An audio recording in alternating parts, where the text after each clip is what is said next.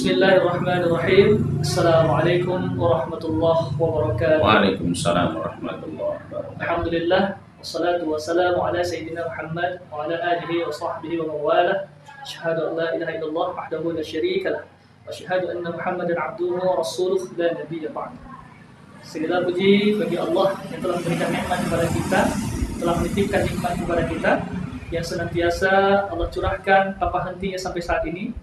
Kemudian salat berikan salam juga, kita tak lupa salam kita curahkan kepada baginda Nabi besar Muhammad sallallahu alaihi wasallam dan juga kepada para ahli dan para sahabat beliau dan juga kepada para ahli ulama mutaqaddimin, ahli ulama mutaakhirin dan ahli ulama mu'tabar. Sobat penyuluh yang berbahagia, pada pagi hari ini alhamdulillah kita telah kedatangan narasumber yang mana satu rekan dengan kita, penyuluh agama Islam di kantor urusan agama Kecamatan Rungkang Jaya, yaitu bersama Al-Ustaz Al-Mukarram Ustaz Suhairi SSY. Sebelum kita mulai perbincangan ini, kita akan sama-sama beliau dan nanti kita akan mengangkat tema dalam perbincangan podcast hari ini, yaitu tentang pergaulan bebas. Baik, bagaimana kabarnya Ustaz? Assalamualaikum. Alhamdulillah. Waalaikumsalam warahmatullahi Jadi di pagi hari ini kita akan membahas tentang pergaulan bebas, yang memang pernah lagi marak-maraknya ya di lingkungan kita, apalagi memang menjadi suatu sebetulnya masalah nasional sebetulnya Ustaz. Yang mana notabene anak-anak muda ini adalah memang penerus agama dan juga penerus bangsa Ustaz. Baik, sebelum kita mulai, mungkin pertama sekali yang para sahabat penyuluh ingin tahu yaitu apa sih sebetulnya pergaulan bebas itu Ustaz? Silakan Ustaz. Terima kasih. Alhamdulillah, syukurillah, salatu wassalamu ala rasulillah. Pagi hari ini kita mengupas secara ringkas tentang pergaulan bebas. Kalau kita jabarkan punya panjang, permasalahan pergaulan bebas ini bukannya sekarang, dari dulu ke dulu sampai nenek moyang kita, bahkan dari masa Rasulullah diutus pun salah satunya itu adalah memperbaiki akhlak manusia karena pergaulan bebas yang sudah tidak terbendung lagi. Nah, jadi kalau secara ringkasnya pergaulan bebas ini saya artikan ini hubungan antara laki-laki dan wanita yang tidak ada aturan, yang tidak ada batasan. Itu yang pertama. Ini yang pertama. Ini makanya dikatakan pergaulan bebas karena tidak ada aturan-aturan dalam pergaulan mereka. Mana mahram yang bukan mahram, tidak ada bedanya. Maka akhirnya pergaulan itu menjurus pada kerusakan-kerusakan dalam segala sisi kehidupan yang lainnya. Dan juga termasuk daripada penyalahgunaan narkoba gitu Ustaz ya. Ini turunan-turunannya. Oh, Turunan-turunan dari pergaulan bebas itu mengarah ke sana. Penyalahgunaan narkoba, kalau zaman dulu belum ada narkoba, tentu ada jenis-jenis yang lainnya yang mengakibatkan kerusakan-kerusakan pikiran. Kalau dulu mungkin miras, sebelum ada miras mungkin candu-candu yang lain gitu ya. Kalau masa Rasulullah sudah khamar, mereka itu kalau sudah pesta itu sampai banjir khamar.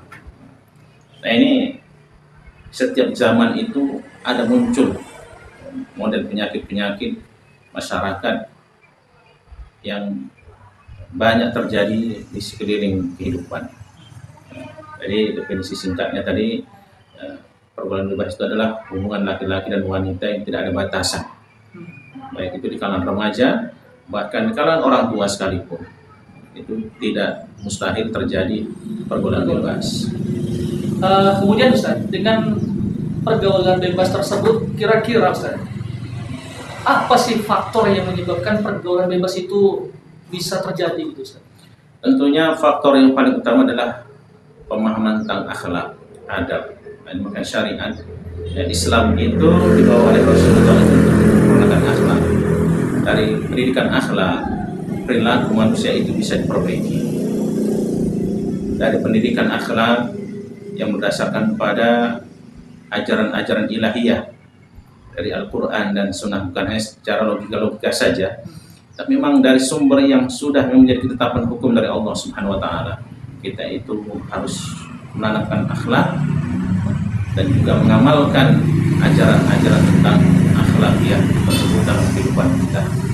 Maka di situ nanti diajarkan kita tentang pengertian yang haram dan yang halal, yang boleh dan yang tak boleh, mana yang boleh dipergauli dan tak boleh dipergauli, bagaimana cara bergaul seorang wanita kepada laki-laki yang bukan mahramnya, ada batasan-batasannya. Inilah akhlak itu secara luas, di mana manusia diajarkan untuk taat kepada Allah. Maka manusia yang tidak taat kepada Allah itu berarti dia tidak berakhlak. Kemudian taat kepada ajaran-ajaran Rasulullah, kemudian taat kepada orang-orang tua, ajaran pembimbing para guru-guru, sopan santun, kemudian bagaimana berakhlak kepada sesama, yang sebaya, yang muda kepada yang tua kepada yang muda, bagaimana kita berakhlak kepada anak-anak di sekitar kita, mungkin itu anak-anak kecil, kita juga harus berakhlak kepada mereka. Semuanya itu ada ajaran-ajaran bimbingan akhlak.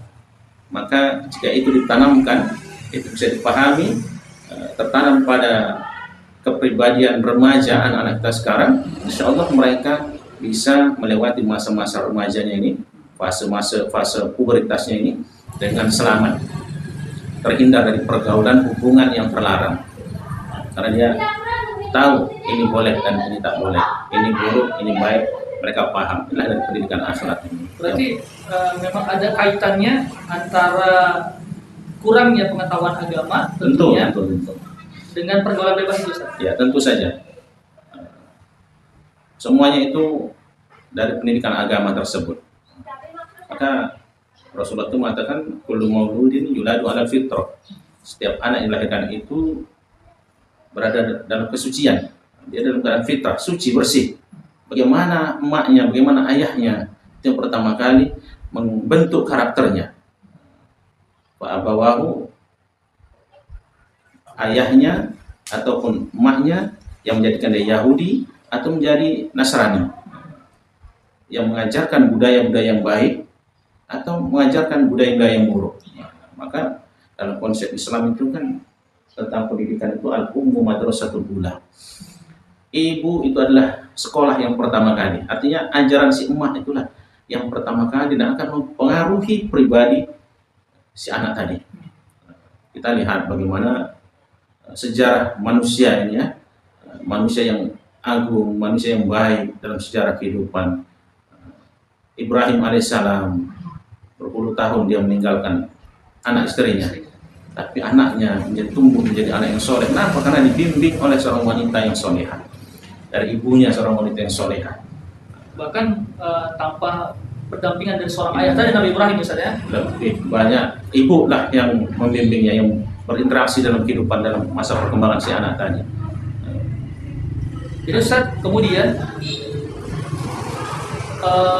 terakhir nih Ustaz, kira-kira dampak daripada pergaulan bebas itu Ustaz, dampak apa saja yang mungkin pastinya negatif Ustaz, tidak ada yang positif Ustaz. Dampaknya apa saja Ustaz? Dampak dari pergaulan bebas ini akan menghancurkan sendi-sendi kehidupan budaya manusia, akan menghancurkan sendi-sendi kehidupan manusia dari segala sisi, pola pikir, perilaku, sampai hubungannya kepada Allah. Ini akan tercemari, ini akan rusak. Contohnya saja akibat pergaulan bebas anak remaja yang dia akhirnya terjerumus pada narkoba atau seks bebas. Bayangkan orang yang sudah terkena narkoba ini pikirannya itu udah nggak normal lagi. Dia hanya berpikir apa yang bisa didapatkan untuk benda yang bisa menenangkan pikirannya. Bahkan sampai ratusan ribu, jutaan ia habiskan. Akhirnya ketika tidak ada punya uang, dia mengambil uang ayahnya, emaknya tanpa merasa bersalah. Mencuri dia, mencuri. Itu masih dalam rumahnya sendiri. Apa yang bisa jadikan uang untuk bisa membelikan barang yang namanya sabu. Ini contoh kecil dan sudah banyak terjadi. Nah ini kalau sudah berkembang, nggak ada lagi isi rumahnya, dia akan merambah ke tetangganya. Emosinya tidak terkontrol. Bahkan anak tersebut mau nanti menganiaya orang tuanya. Ini udah nggak normal. Dan ini sudah banyak contoh terjadi. Ini yang terkena narkoba. Berarti dampaknya itu seperti berakar gitu ya Ustaz? Berakar terus dari mulai akar rumput, ya, dari mulai personal individu remaja tadi terus berkembang ke tengah masyarakat, sampai kalau itu mengenai para pejabatnya yang terkena narkoba, maka rusaklah tatanan negara itu akibat pejabat-pejabat yang rusak moralnya. Dan termasuknya di online juga, Ustaz ya, yang memang jadi banyak akibat contoh pergaulan bebas ini, dari narkoba, seks bebas, judi online, ya, semuanya ini menghancurkan kehidupan masyarakat kita. Berapa banyak itu terkena judi online, bahkan sudah sarjana sekalipun, pejabat publik sekalipun, tokoh agama sekalipun, tidak mustahil terjebak kepada judi online. Kenapa? Karena ini tadi akhlaknya, dia tidak merasa bahwa Allah mengawasinya. Ketika dia sendiri hanya megang HP-nya, dia main judi online dalam ruangan kantornya, dia tidak merasa ada orang yang melihatnya, padahal Allah melihatnya. Ini kenapa? Karena rusaknya, rendahnya akhlak tadi. Pemahaman dia bahwasanya Allah Subhanahu wa taala mengawasinya, dia lalai di situ. Terima kasih Ustaz. Mungkin hanya itu podcast kita pagi hari ini Ustaz. Ya, singkat, mudah-mudahan isinya padat, dan mudah-mudahan apa yang Ustaz sampaikan dan apa yang ada pada podcast kita pada pagi hari ini mudah-mudahan dapatlah menambah wawasan dan juga pengetahuan kita, dan juga mudah-mudahan generasi kita, anak-anak bangsa, mudah-mudahan terlindung daripada pergaulan bebas, terkhusus buat anak-anak keturunan kita Ustaz. Karena apapun itu, anak-anak muda itu adalah penerus agama dan juga penerus bangsa. Mudah-mudahan tercetaklah generasi bangsa dan generasi agama yang berakhlak karimah seperti saya bilang tadi. Mungkin hanya itu, saya selaku pembawa acara, mohon maaf apabila ada salah-salah kata. Mudah-mudahan banyak manfaat, dan yang jelek, kalau memang ada yang jelek jangan diambil dari podcast ini Ustaz, dibuang saja jauh-jauh. Kalau memang ada yang baik, ambil baiknya. Dengan itu saya Erwin Shah, SHI, penyuluh Kantor Urusan Agama Kecamatan Rutan Jaya, mengakhiri podcast pada pagi hari ini. Wassalamualaikum warahmatullahi wabarakatuh. Waalaikumsalam warahmatullahi wabarakatuh.